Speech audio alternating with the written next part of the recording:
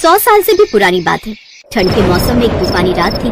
ठंडी ठंडी हवाओं के साथ हल्की हल्की बर्फबारी भी हो रही थी। एक बूढ़ी औरत किसी घने जंगल में गड्ढा खोदकर उसमें एक करछी छुपा रही थी। उस गड्ढे में करछी रखने के बाद ऊपर से मिट्टी डाल दी।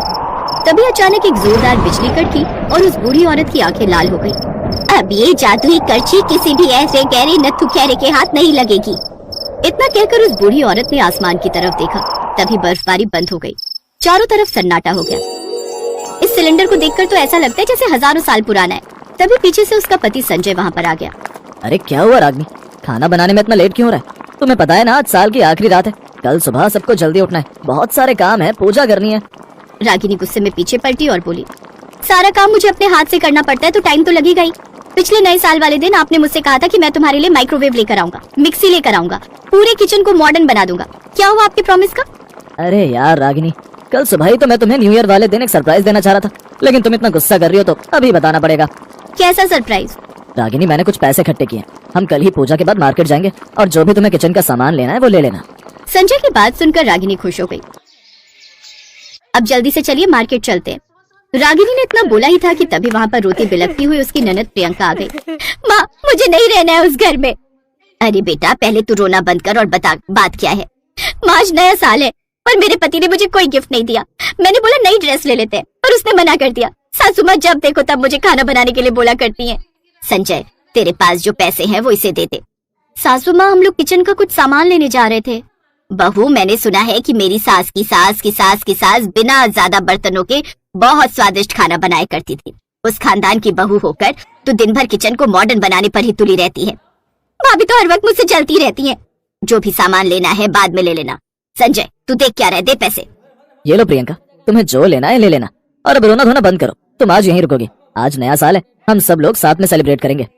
हाँ बेटा, अभी बहू खाना बनाएगी, हम सब लोग साथ में खाएंगे। रागिनी गुस्से में अपने कमरे में चली गई। संजय भी उसके पीछे पीछे चला गया। देखो रागिनी, नए साल वाले दिन गुस्सा नहीं किया जाता। आपने सारे पैसे तो अपनी बहन को दे दिए। जब किचन में ढंग का कोई सामान ही नहीं है तो मैं अच्छा खाना कैसे बना पाऊंगी? तुम्हारी बहन 10 तरह की फरमाइशें करती रहती है। यार रागिनी, तुम समझा करो, वो मेरी बहन है। अगर मैं उसे मना कर देता तो माँ और मेरी बहन दोनों मुझ पर चढ़ जाते। रागिनी बिना कुछ बोले गुस्से में किचन में चली गई। किचन में जाते हुए उसकी सास ने देखा और कहा, बहू, अभी खाना वाना मत बनाना, बाहर ठंड बहुत है, पहले चाय और पकौड़े बना। अब रागिनी ने गुस्से में पहले चाय बनाई, फिर कढ़ाई में पकौड़े तलने लगी। इस घर में सबकी फरमाइशें अलग अलग हैं, लेकिन जब सामान लाने को बोल दो तो 3 साल से टाल रहे। खैर, थोड़ी देर बाद रागिनी पकौड़े लेकर बाहर आ गई, लेकिन वो गैस बंद करना भूल गई। सभी लोग चाय पकौड़ा खाने लगे। तभी उसकी ननद ने कहा, भाभी, अब पहले वाली बात नहीं रही आपके पकौड़ों में। अगर तुम्हें पकौड़े नहीं पसंद है तो जाकर खुद बना लो। इतना बोलकर रागिनी गुस्से में वहाँ से चली गई। थोड़ी देर बाद प्रियंका रागिनी के खिलाफ कुछ न कुछ षड्यंत्र रचने लगी। उसने किसी को फोन किया। हेलो। थोड़ी देर बाद रागिनी जब किचन में गई तो पूरे किचन में आग लग चुकी थी। सारा सामान जल रहा था। बचाओ बचाओ, घर में आग लग गई। सभी लोग भागते हुए किचन के पास आए। संजय ने सबको दूर किया और पानी डालकर आग बुझाई। आग तो बुझ गई लेकिन सारा सामान जल चुका था।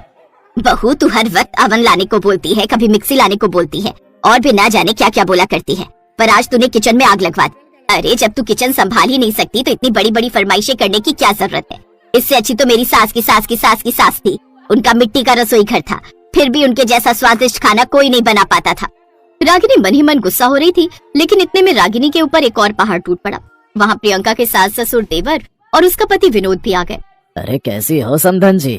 अरे आइए आइए, स्वागत है आप लोगों का। आने में कोई दिक्कत तो नहीं हुई? दिक्कत तो कोई नहीं हुई, आपकी जिद्दी बिटिया ने हमें फोन करके बुला लिया तो हम आ गए। हेलो विनोद, इस बार मैं ससुराल तो नहीं आ पाऊंगी। ऐसा करो, सबको लेकर मेरे घर आ जाओ, हम सब एक साथ न्यू ईयर मनाएंगे। शुक्र है ऊपर वाले का, तुमने फोन तो किया। हम सब बस थोड़ी देर में पहुंचते हैं। प्रियंका ने तो मेरे साथ खेल खेल दिया। अब मुझे इन सब के लिए खाना बनाना पड़ेगा। खैर, प्रियंका और संजय उन लोगों से बातें करने लगे। उधर रागिनी की सास ने एक बहुत बड़ी लिस्ट पकड़ा दी उसे। बहू, आज हमारी बिटिया के ससुराल वाले आए हैं, हमारी नाक नहीं कटनी चाहिए। ये रही लिस्ट। इसमें पनीर, पनीर कोफ्ता, आलू मटर, बैंगन का भरता, आलू के पकौड़े, प्याज के पकौड़े, इस तरह की 50 तरह के व्यंजन तुझे बनाने हैं। सासू माँ, रसोई सारी जल चुकी है हमारी, और इतना सारा खाना इतनी जल्दी मैं कैसे बना पाऊंगी? मेरी सास की सास की सास कुछ ही देर में इतना स्वादिष्ट खाना बना देती थी कि सभी लोग उंगलियां चाटते रह जाते थे, और तू यहाँ बहाने बना रही है। और रही बात रसोई घर की, तो मैं अभी संजय को बोल देती हूँ। संजय बेटा, जरा इधर आना। उसने संजय को बुलाकर रसोई के बारे में बताया। संजय तुरंत दौड़कर जंगल गया। वहाँ से कुछ लकड़ियाँ काट कर लाया और एक झोपड़ी जैसी रसोई बना दी। रागिनी, मैंने रसोई बना दिया, जाओ देख लो जाकर। रागिनी भागकर बाहर आई। जैसे ही वो रसोई घर के अंदर घुसी, उसने देखा कि बहुत सारे चूल्हों पर बहुत सारी हांडी में खाना पहले से ही पक रहा था। ये देखकर रागिनी हैरान हो गई। ये क्या हो रहा है? इतना सारा खाना एक साथ पक रहा है, पर मैंने तो अभी कुछ किया ही नहीं। सारा खाना सिर्फ आधे घंटे में बनकर तैयार हो गया। रागिनी ने खाना सर्व किया, जिसे खाकर सभी बहुत खुश हुए। प्रियंका, कुछ सीख अपनी भाभी से। इतना स्वादिष्ट खाना तो मैंने आज तक किसी रेस्टोरेंट में भी नहीं खाया। मेरा खेल उल्टा कैसे पड़ गया? इसके बाद रागिनी की ननद ने 2-3 बार और भी नई नई फरमाइशें कर दी। रागिनी फिर से थोड़ी देर में खाना बनाकर ले आई। प्रियंका, तू बार बार अपनी भाभी का टेस्ट क्यों ले रही है? देख कितने समय में इतना स्वादिष्ट खाना बनाकर ला रही है। तू है कि हर वक्त लड़ाई किया करती है, सारा खाना जला देती है। बहू, समधन जी ने बिल्कुल सही कहा। तूने तो बिल्कुल वैसा खाना बना दिया जैसा शायद मेरी सास की सास की सास की सास बनाया करती थी। आज मैं अपने सारे गहने बेचकर तुझे पैसे देती हूँ। तुझे जो भी सामान लाना है ला, रेस्टोरेंट खोलना है रेस्टोरेंट खोल, तुझे जो भी करना है कर। मैं पहली बार आज तुझसे बहुत खुश हूँ। ऐसा खाना तो आज तक मैं भी नहीं बना पाई। तो इस तरह रागिनी के हाथ का खाना खाकर सभी बहुत खुश थे, लेकिन रागिनी अकेले में बहुत परेशान थी। सासू माँ ने पहली बार मेरी तारीफ की। मुझे तो खुशी बहुत हो रही है, लेकिन आगे मैं क्या करूंगी, क्योंकि वो खाना पता नहीं कैसे बन गया। रागिनी ने खुद को रसोई घर में बंद कर लिया। फिर अचानक उसी बूढ़ी औरत की आत्मा प्रकट हुई जो जंगल में करछी छुपा रही थी। रागिनी डर गई। कौन है आप? बहू, मैं तेरी सास की सास की सास की सास हूँ। तुझे परेशान होने की कोई जरूरत नहीं। ये सारा खाना मैंने ही बनाया है। आपने? पर कैसे? ये ले, ये है जादुई करछी। ये मुझे वरदान के रूप में मिली थी। इस घर में अभी तक कोई बहू ऐसी आई ही नहीं जिसके हवाले में ये करछी कर सकूं। लेकिन तू मुझे बहुत अच्छी लगी। मुझे लगता है तू इस जादुई करछी की जिम्मेदारी संभाल सकती है, इसीलिए इसे तू ही रख ले। मैंने तो इसे छुपा दिया था, पर तुझे परेशान देखा तो करछी लेकर आई और सारा खाना बना दिया। पर इस जादुई करछी के बारे में किसी को भी मत बताना, क्योंकि जो इसके काबिल होता है ये उसी के पास रहती है, वरना गायब हो जाती है। इतना बोलकर रागिनी की सास के सास के सास की सास गायब हो गई। अब रागिनी उसी जादुई करछी से खाना बनाने लगी, जिससे उसकी सास उससे हमेशा खुश रहने लगी।